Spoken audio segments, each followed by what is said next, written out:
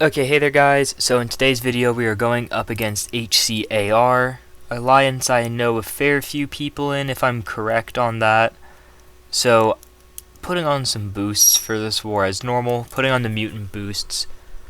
Going up path 5 here. I was honestly, so this was war 5, we're now at like war 10, or 9, war 10, whatever it is. So this is a little bit ago, but I remember being very nervous and hesitant about these two assignments. The second one, I know it's it's one of the best assignments if you see Nick Fury on heavy hitter, but he just hasn't been placed there in a while, I feel like. I might be wrong about that, but I don't feel like he's usually there. This is against Insidious Rage, who used to be in GT. He was there for a fair bit of time. Good guy. Love him a lot, you know. But have to take down his Hulkling either way. I've seen Hulkling fights go bad, and I've had bad Hulkling fights in Battlegrounds and stuff, and right there I'm holding my block. I felt like I was super far away from that, and it clips my block. It does a ton because he has his Pierce buffs, because I was playing a little bit nervous in this, and so he actually gets his unblockable, and right here, no, it wasn't there. I know I'm going to make a big error. I have an invulnerability on there. Oh my, I did a hit into a heavy. Something you can do, in EQ, SQ, stuff like that. Not something you can pull off here. I want to try to be pushing him to SP2. I have my SP3, and so what I was told is 2 SP3s will kill. Right there, and I dash into the SP2. That's what sent me. I was so nervous after that mistake. I was already playing nervous, and then I'm like, oh my gosh, I just ran into it. I have no more invulnerability boost because of the heavy, and then I did that. So I use this SP3, I try to calm down. Suicides, boosts, all that. Still don't quite get up to the SP3. I was told that's about where my power would end up, so I was okay with that. I accepted that as my fate. But I was told 2 would be able to do the job here.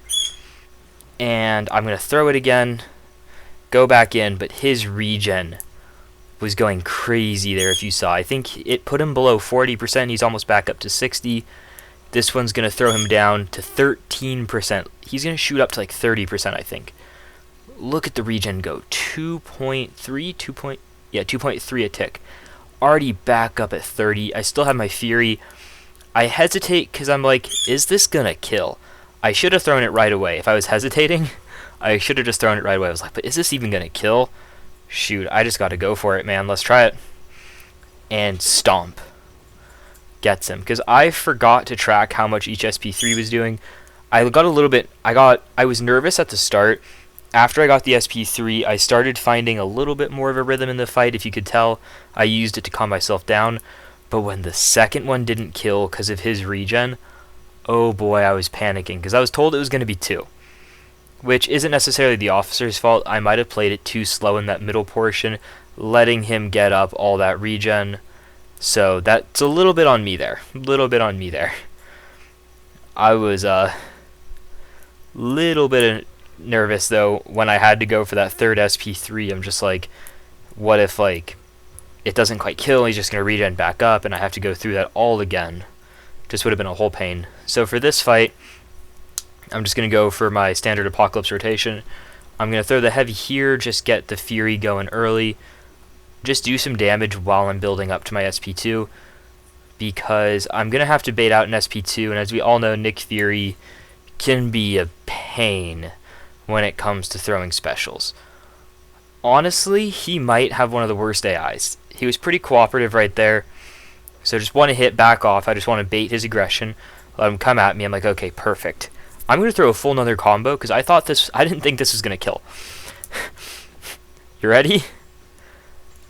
It overkilled by so much with the Fury.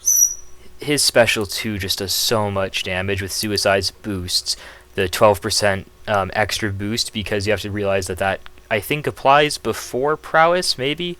But it interacts probably in a weird way with Prowess, so it's an extra 12%, and you're applying Prowess, and then it's crazy damage. And here his AI is just going so bonkers. He always does this when he's in LMD, and this is why I guess this node can be a pretty good placement for him. One, again, obviously the stun immune into the unstoppable. Really annoying combo. And once he enters LMD, he can be very prickly. So I'm going to use this SP3 because I wanted to try to use this to trigger my Fury, and then I'd be able to go in, kill him. But what you're about to see is a little bit interesting. Boom, down to 13. I was like, what? How'd that do that? So, my assumption, I think it triggers as a knockdown before the damage, which I guess makes sense because, right, if you use like a stunning SP3 on when I open, it does the damage back to you. But I guess I didn't like think about that. So I was not expecting it to do so much damage. I was using that as like, I'll get near a bar of power, hopefully with a 200%, I'll do some damage, I'll gain back my space, I'll get myself the Fury, land one intercept, landed intercept, get a backdraft, and then I should be in the clear. SP2 or SP1 probably kills, right? No. 13%, I got back the whole bar of power, boom, throw it, done. I was really, really happily surprised with how that fight went. Now, this Jessica Jones, he told me, my officer, that I could remove dexterity if I felt more comfortable. After the last time I took this node, which I haven't posted on this channel yet, which I will be, I think, at some point, I'm still trying to catch up on this season, so I'm not worrying about a past season that I haven't posted about yet. This fight, so smooth. So smooth. That fight, though, can go so wrong if something wrong happens, because you can't necessarily dex her first SP1, and the fight can go wrong from there. But that fight went very, very well. I had the Horseman and just absolutely rinsed through her.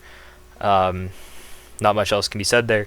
This Mordo, kind of like Sassy here, very, very comfortable and confident using Archangel against this Mordo here. I've done it before. I like this fight. I like this fight with Archangel, with Doom. There's a lot of champions you can do this with. With the White Magneto, you can also do it with so many more champions. Technically, I feel like you could do this with Apocalypse as well. And the Horseman is really putting in work here. You can see how many Neuros, Bleeds, and Poisons I'm triggering. I'm getting really good RNG here just from having it. So I always like that when it's actually working, because sometimes it just doesn't seem to work as well. And he happened to enter, I didn't track it well enough, my Neurotoxin ended, so he got the stun, so he astral evaded, but another stun kicked in right away, and then I also had my indestructible boost, so it was all good. 14-4, very happy with this performance.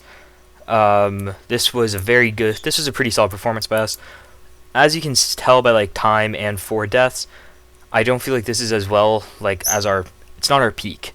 I've definitely seen us perform better than this, but very happy with the performance this war. We got the win, and it's a really good like setup for the first half of the season. It's putting us in a really good spot. Obviously, though, you guys know where we are at right now, and still pretty happy with how we're doing. So, yeah, this is that war. Good war to HCAR, as I said. A lot of good people there. Know a fair few of the guys, so I always like to see them doing well and climbing up in Masters. And I'll be seeing you guys soon. Bye. Thank you. Also, thanks for watching. Bye.